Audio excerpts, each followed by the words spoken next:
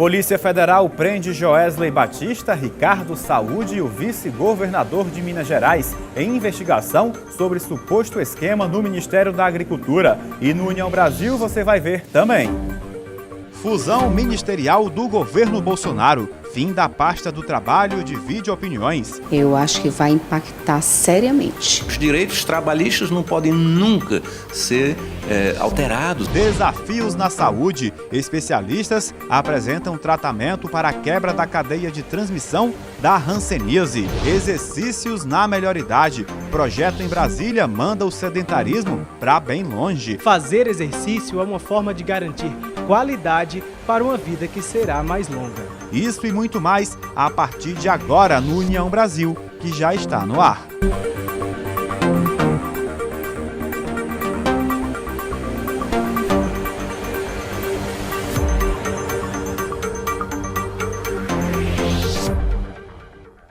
O vice-governador de Minas Gerais, Antônio Andrade, do MDB, o empresário Joesley Batista, dono da JBS, e mais 14 pessoas foram presas nesta sexta-feira em uma operação que investiga suposto esquema de corrupção no Ministério da Agricultura durante o governo da presidente Dilma Rousseff, do PT. Ao todo, foram 19 mandados de prisão temporária. Um deles contra o ex-presidente da Câmara, Eduardo Cunha, do MDB, que está preso no Paraná. A PF cumpriu ainda 63 mandados de busca e apreensão no Distrito Federal, Minas Gerais, São Paulo, Rio de Janeiro, Paraíba e Mato Grosso. Um dos mandados foi cumprido na casa do vice-prefeito de João Pessoa, Manuel Júnior, do MDB, que foi relator de uma medida provisória em 2014 que teria beneficiado a JBS. A casa do prefeito de Araraquara, Edinho Silva, do PT,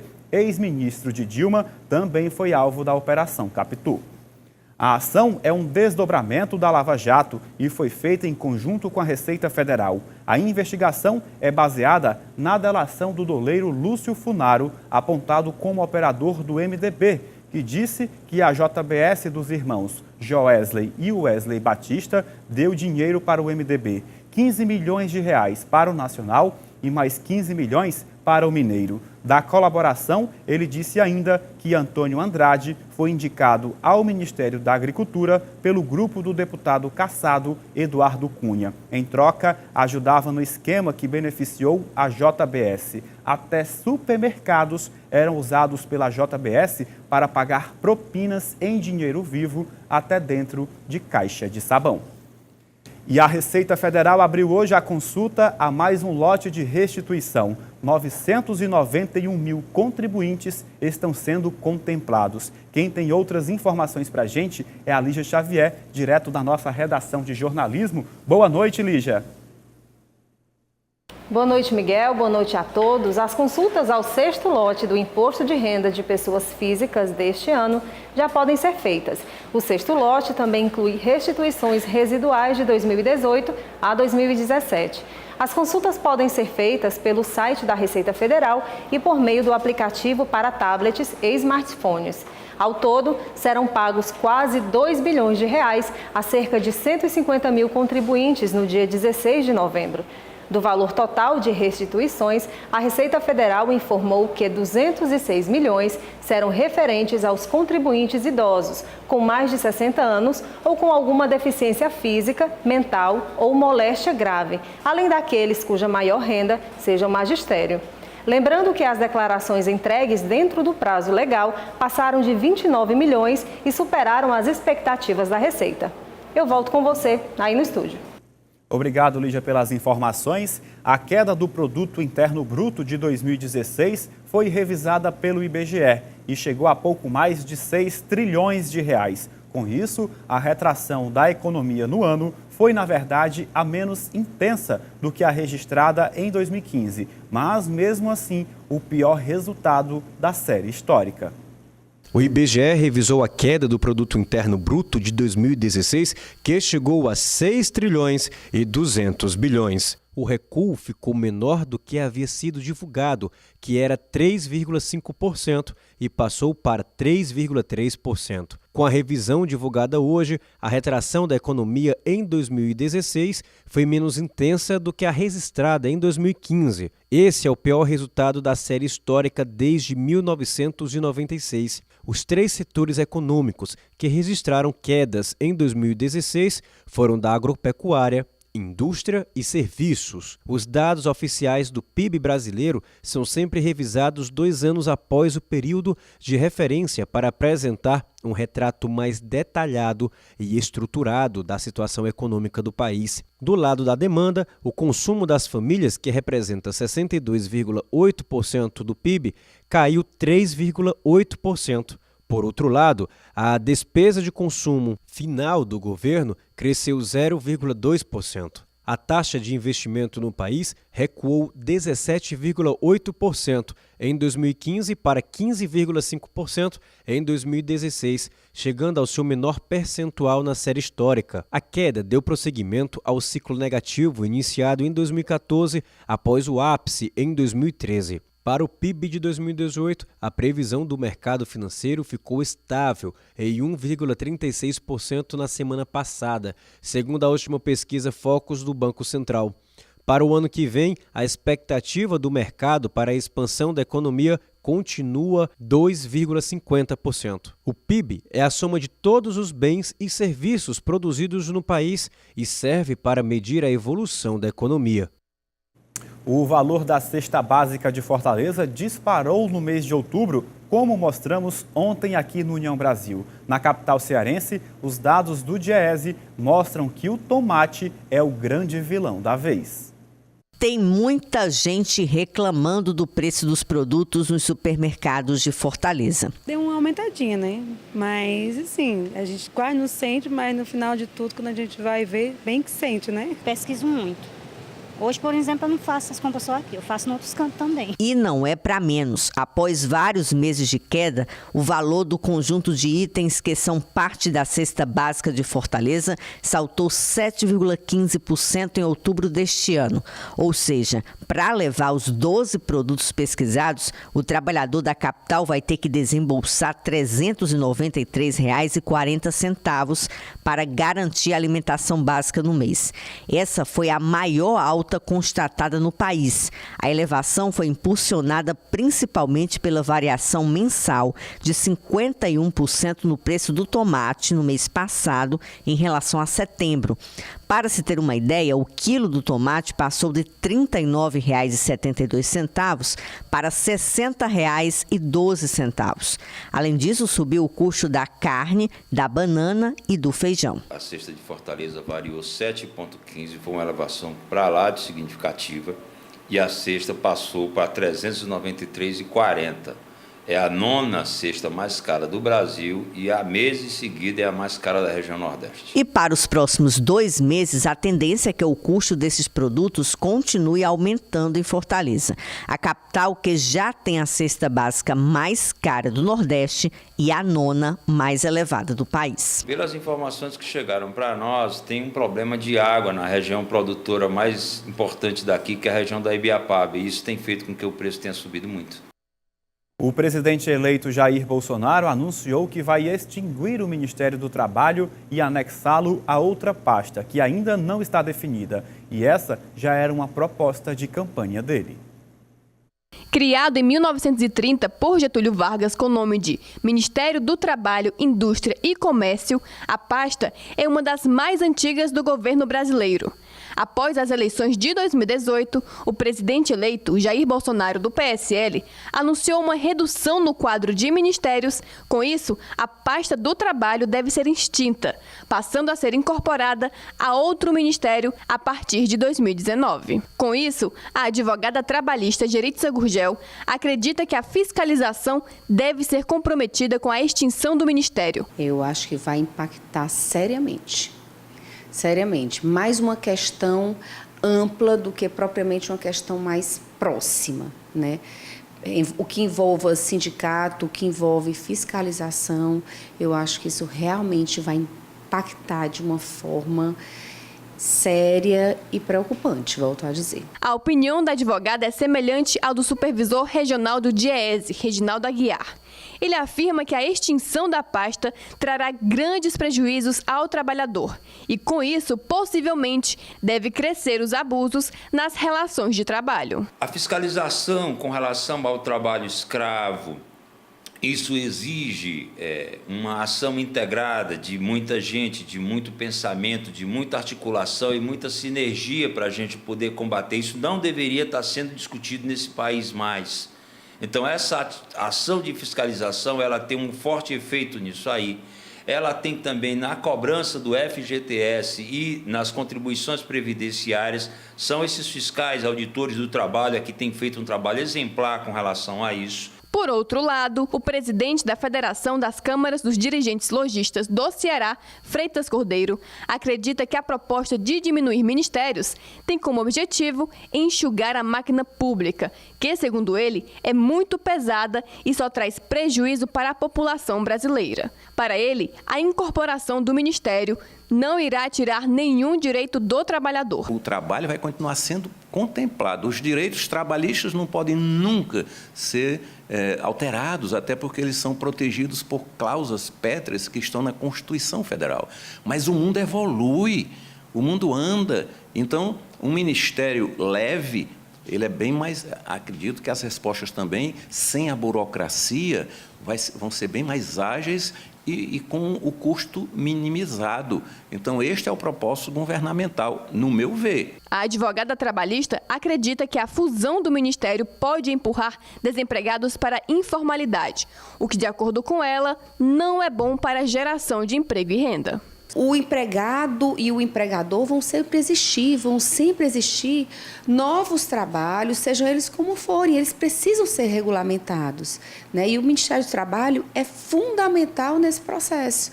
Então, isso está causando desconforto e uma grande preocupação para nós, operadores do direito, do trabalho.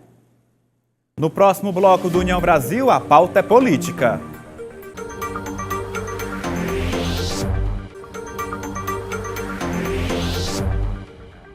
Presidente do Senado dispara sobre reajuste do Judiciário. Presidente eleito Jair Bolsonaro recebe visitas de embaixadores e também do Dr. Rei. Assuntos para a pauta é política.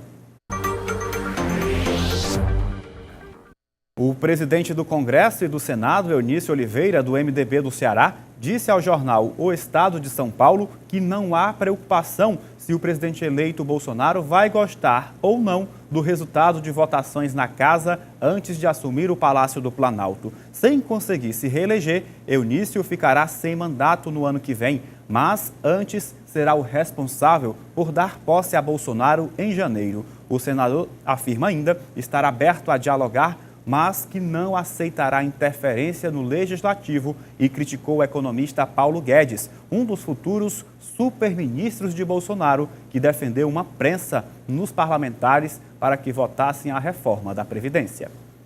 E o presidente eleito recebeu na manhã desta sexta-feira, em sua casa, na Barra da Tijuca, o embaixador da Argentina, Carlos Magarinhos. Ele também recebeu a visita de representantes do corpo diplomático alemão no Brasil. O embaixador não falou com a imprensa após deixar a casa de Jair Bolsonaro. O presidente eleito voltou ao Rio de Janeiro depois de passar os últimos 2 dias em Brasília. Na capital, ele se encontrou com presidentes de poderes e representantes das Forças Armadas, além de participar de uma reunião no gabinete no governo de transição.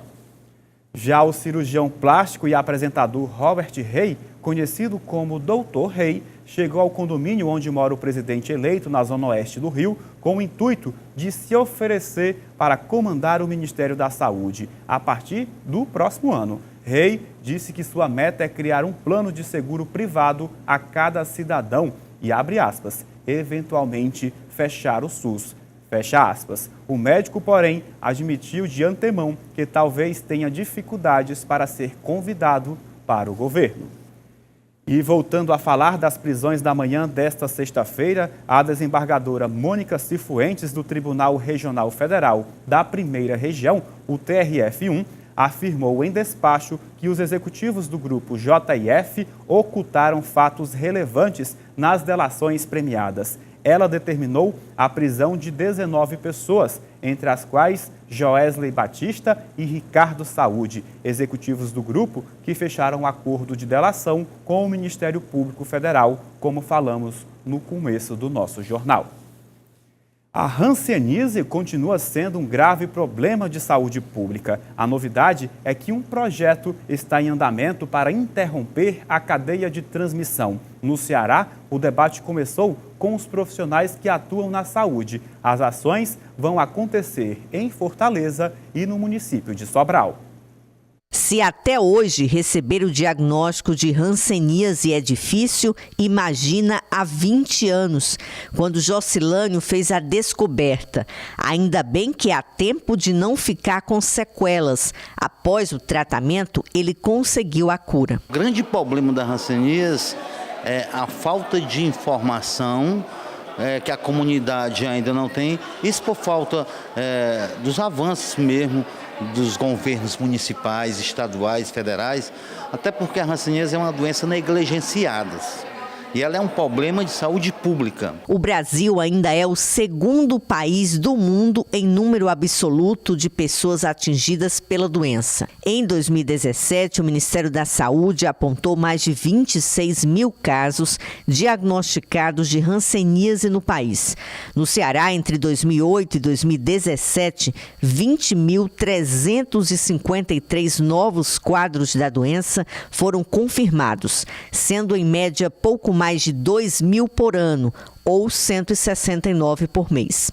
A situação é preocupante. Acompanhamos a oficina de apresentação de um projeto piloto em Fortaleza. A ideia da NHR Brasil, empresa que apoia a iniciativa, é interromper a transmissão da doença.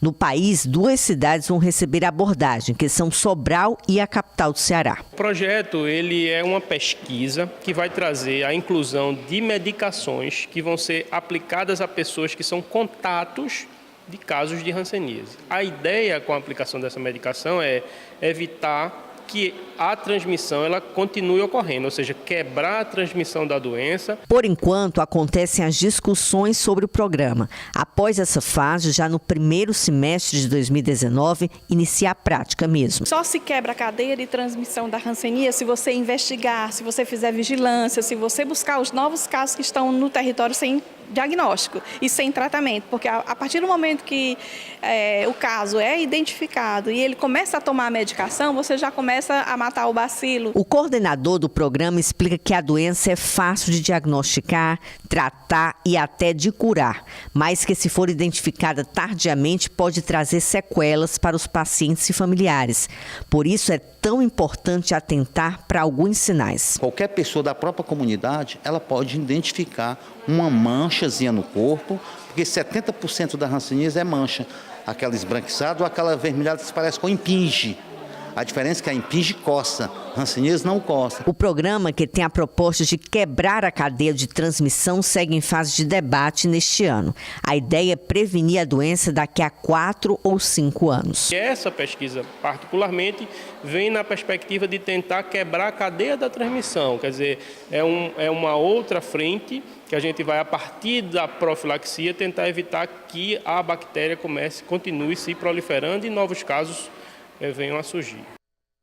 Em Brasília, um grupo de idosos mandou o sedentarismo para bem longe. Contra os males do envelhecimento, a prática de atividades físicas é uma das recomendações dos especialistas. O repórter Jeffer Baroni, da TV União Brasília, mostra pra gente. O exercício previne doenças e quedas, fortalece o organismo e, mais do que ajuda o corpo, melhora o humor e a autoestima. É um grande aliado na vida desta aposentada. O dia que não faz exercício, a gente fica se sentindo não muito bem. A hora que você sai daqui, você já está disposta para fazer uma porção de coisas. E se você não vem, isso faz falta na nossa vida. Dona Olinda convive com marca-passo no coração há mais de 30 anos. O que para muitos se torna uma desculpa para não praticar atividade física, para ela, o aparelho não é nenhum obstáculo.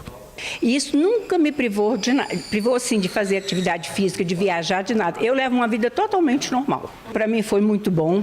Eu tenho problema sério de coluna, ombros, tendinite, bursite da terceira idade, né? Mas isso não me impede de fazer nada. O envelhecimento é um processo natural do ciclo da vida. Mas como as pessoas estão vivendo cada vez mais, fazer exercício é uma forma de garantir qualidade para uma vida que será mais longa. O fisioterapeuta João Vitor Leme é responsável por dar aula para uma turma formada por uma maioria de senhoras que já tem mais de 60 anos. As alunas costumam não faltar aos encontros. Para ele, o diferencial da aula está na socialização, que ajuda na saúde mental e no tipo de atividade que elas realizam, que promove o fortalecimento da capacidade funcional do idoso. Aqui especificamente a gente utiliza exercícios que contemplam, né, o realinhamento postural através de exercícios na posição em solo, ou seja, em quadrúpedes. Dentro desses exercícios a gente contempla, né, algumas técnicas que também já estão consolidadas para a literatura. Além disso, nós desenvolvemos aqui dentro desse grupo de idosos outros trabalhos que estão relacionados com a hidroginástica e também exercícios que visam a capacidade funcional de idosos. Segundo os dados do IBGE, o país terá mais idosos do que jovens em 2060, aumentando a expectativa de vida de 76 para 81 anos. Essa médica geriatra dá dicas para que os jovens percam o medo de chegar à terceira idade e possam envelhecer com saúde.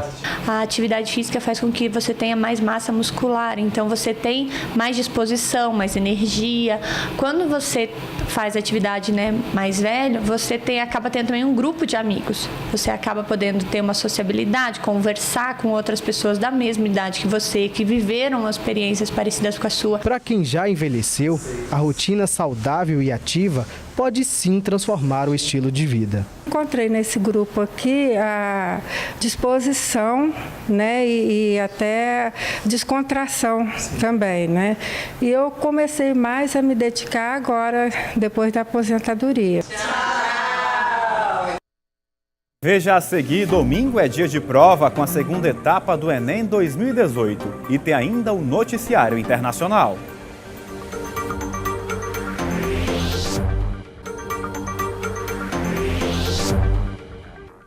No próximo domingo, mais de 5 milhões de inscritos no Exame Nacional do Ensino Médio, Enem 2018, vão realizar o segundo dia de provas. Os candidatos terão até 5 horas para resolver as 90 perguntas, 30 minutos a mais do que o tempo disponível no ano passado. O comparecimento é recomendado até mesmo para os estudantes que não foram ao primeiro dia do exame. Além de servir como um treinamento para edições futuras do Enem, a presença em pelo menos em um dos 2 dias de provas é fundamental para que o estudante continue com a isenção da taxa de inscrição em 2019. Os candidatos que faltaram aos 2 dias terão que apresentar uma justificativa de ausência para manter o direito à gratuidade. A prova será aplicada às 13 horas no horário de Brasília, sendo que os portões serão abertos ao meio-dia. Agora, atenção! Como é no horário de Brasília, portanto, será no horário de verão,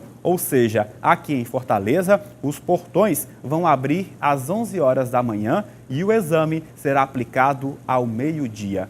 Boa sorte a todos! E acompanhe agora o noticiário internacional.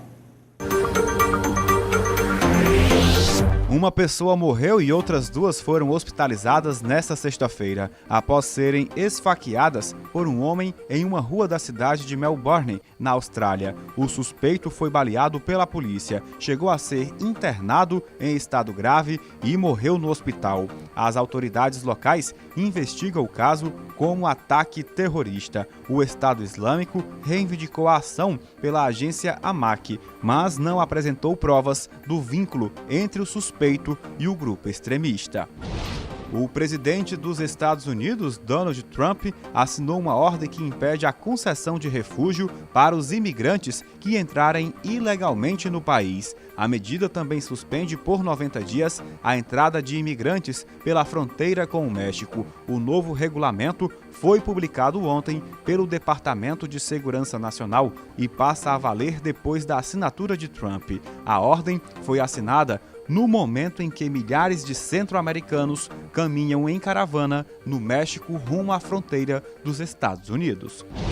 Será inaugurada neste sábado a nova ponte Maputo-Catembe, que foi construída para permitir a ligação por terra entre as duas margens da capital de Moçambique. Uma ligação que passa a poder ser feita de carro em pouco mais de 5 minutos, contra as longas e complicadas travessias de barco, com um vão de 700 metros e duas rampas de cerca de 2 quilômetros. A ponte é também um símbolo do investimento chinês em Moçambique.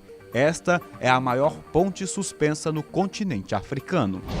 O empresário americano Bill Gates fez nesta sexta-feira um pedido para que se invista de forma generosa em prol de um desenvolvimento sustentável global e da continuação de quebras de recordes sociais na apresentação de um novo projeto da sua fundação com o comitê organizador dos Jogos Olímpicos de 2020 em Tóquio. A Fundação Bill e Melinda Gates e a Agência de Esportes do Japão estabeleceram o programa Nossos Objetivos Globais, que começa em 2019 e levará atletas internacionais a colaborar com ONGs de todo o mundo pelo desenvolvimento. E vamos agora às nossas imagens do dia. O brasiliense Matheus Costa Ribeiro, aos 18 anos, tornou-se o jovem mais advogado do país a defender um argumento na tribuna do Supremo Tribunal Federal. A estreia dele na mais alta corte brasileira ocorreu com direito a elogio do ministro relator do processo, Luiz Edson Fachin. Formado na Universidade de Brasília, ele apresentou uma ação direta de inconstitucionalidade contra uma lei estadual do Rio Grande do Sul, que proibiu revistas íntimas de patrões a empregados. Matheus entrou para o mundo da advocacia ao ser aprovado no curso de Direito aos 14 anos. Entrou na UNB depois de conseguir uma liminar na Justiça.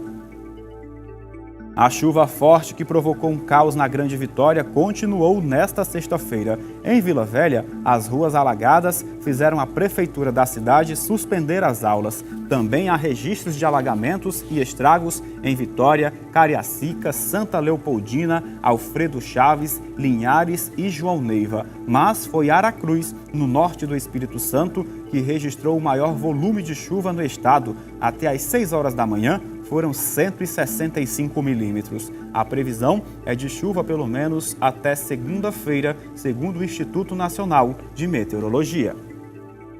Pelo menos 4 projetos pilotos em cidades dos Estados Unidos estão recrutando pessoas interessadas em instalar uma microcasa nos fundos de suas propriedades, onde indivíduos ou famílias sem teto possam morar. Os proprietários não recebem nada em troca e os residentes não pagam aluguel e nem têm prazo para deixar o local. Caso um participante desista do projeto, a casa é retirada de seu quintal e instalada em outra propriedade.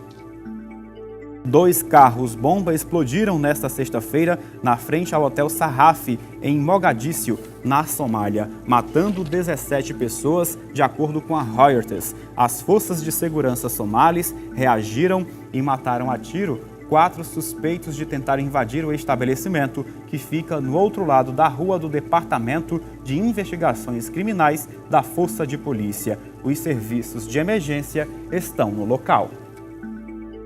E fica por aqui a edição desta sexta-feira. A seguir tem a reapresentação do programa da Hora. E logo mais, às 21h30, tem a reprise do nosso telejornal. Uma ótima noite e um excelente final de semana a todos. E até segunda-feira. União Brasil, informação além da notícia.